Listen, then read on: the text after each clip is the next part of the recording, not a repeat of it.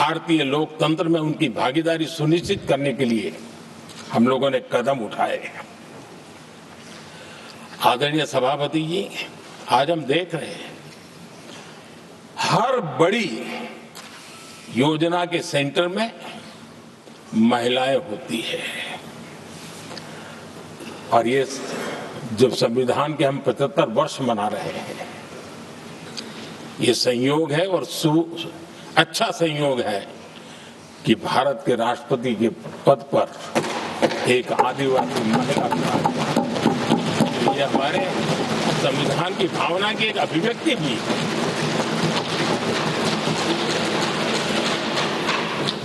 आदरणीय सभापति जी, इस सदन में भी लगातार हमारे महिला सांसदों की संख्या बढ़ रही है, उनका योगदान भी बढ़ रहा है। मंत्रिपरिषद में भी उनका योगदान बढ़ रहा है। आज सामाजिक क्षेत्र हो, राजनीतिक क्षेत्र हो, शिक्षा का क्षेत्र हो, खेलकूद का क्षेत्र हो, क्रिएटिव वर्ल्ड की दुनिया हो, जीवन के हर क्षेत्र में महिलाओं का योगदान, महिलाओं का प्रतिनिधित्व देश के लिए गौरव दिलाने वाला रहा है। विज्ञान के क्षेत्र में, खास करके स्पेस टेक्नोलॉजी में उनके योगदान की सराहना हर हिंदुस्तानी बड़े गर्व के साथ कर रहा है। और इन सब की सबसे बड़ी प्रेरणा हमारा संविधान है। आदरणीय सभापति जी, हमारा देश बहुत तेज गति से विकास कर रहा है। भारत बहुत ही जल्द विश्व की तीसरी बड़ी आर्थिक शक्ति बनने की दिशा में बहुत मजबूत कदम रख रहा है। और इतना ही नहीं, ये 140 करोड़ देशवासियों का संकल्प है कि जब हम आजादी की शताब्दी मनाएंगे, हम इस देश को विकसित भारत बना करके रहेंगे। ये हर भारतीय का संकल्प, ये हर भारतीय का सपना है। लेकिन इस संकल्प से सिद्धि के लिए सबसे बड़ी आवश्यकता है, वो है भारत की एकता। हमारा संविधान भी भारत की एकता का आधार है। हमारे संविधान के निर्माण कार्य में इस देश के बड़े बड़े दिग्गज थे, स्वतंत्रता सेनानी थे, साहित्यकार थे, विवेचक थे, सामाजिक कार्यकर्ता थे, शिक्षाविद थे, कई फील्ड के प्रोफेशनल्स थे, मजदूर नेता थे, किसान नेता थे, समाज के हर वर्ग का प्रतिनिधित्व था और सबके सब भारत की एकता के प्रति बहुत ही संवेदनशील थे। जीवन के भिन्न भिन्न क्षेत्र से आए हुए, देश के अलग अलग भूभाग से आए हुए सभी लोग इस बात के प्रति सजग थे। और बाबा साहब अम्बेडकर जी ने चिताया था, मैं बाबा साहब का कोट पढ़ रहा हूं।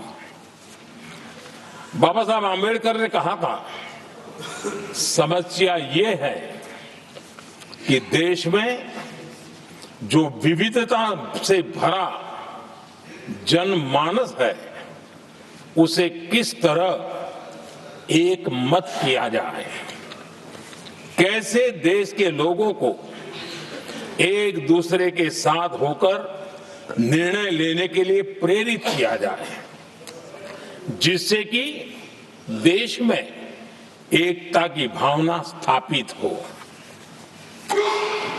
आदरणीय सभापति जी, मुझे बड़े दुख के साथ कहना है कि आजादी के बाद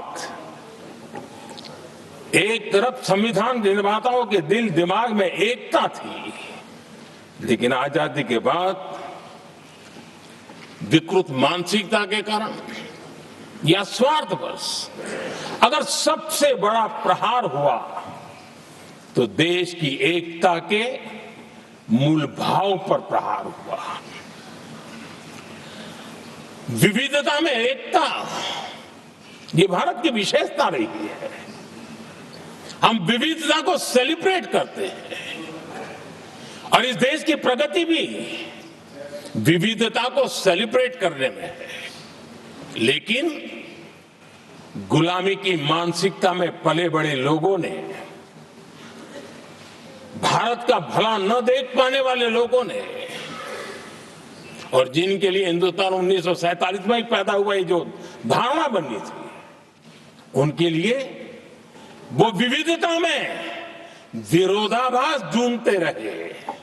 इतना ही नहीं, विविधता के इस अमूल्य खजाना है हमारा, उसको सेलिब्रेट करने के बजाय उस विविधता में ऐसे जहरीले बीज बोने के प्रयास करते रहे ताकि देश की एकता को चोट पहुंचे। आदरणीय सभापति जी, हमें विविधता का उत्सव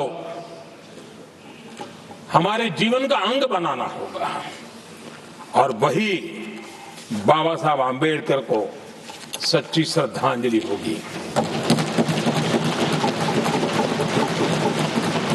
आदरणीय सभापति जी, मैं संविधान के प्रकाश में ही मेरी बातों को रखना चाहता हूं और इसलिए अगर आप हमारी नीतियों को देखेंगे, पिछले 10 साल देश की जनता ने हमें जो सेवा करने का मौका दिया है, हमारे निर्णयों की प्रक्रिया को देखेंगे तो भारत की एकता को मजबूती देने का निरंतर हम प्रयास करते रहे हैं। आर्टिकल 370 देश की एकता में रुकावट बना पड़ा था, दीवार बना पड़ा था। देश की एकता हमारी प्राथमिकता थी, जो कि हमारी संविधान की भावना थी और इसलिए धारा 370 को हमने जमीन पर उतार दिया, क्योंकि देश की एकता हमारी प्राथमिकता है। आदरणीय सभापति जी, इस इतने बड़े विशाल देश में अगर आर्थिक रूप से हमें आगे बढ़ना है, हमारी व्यवस्थाओं को और विश्व को भी निवेश के लिए आना है, तो भारत में अनुकूल व्यवस्थाएं चाहिए और उसी में से हमारे देश में एक लंबे अरसे तक जीएसटी को लेकर के चर्चा चलती रही। मैं समझता हूं इकोनॉमिक यूनिटी के लिए जीएसटी ने बहुत बड़ी भूमिका अदा की है। उस समय पहले की सरकार का भी कुछ योगदान है,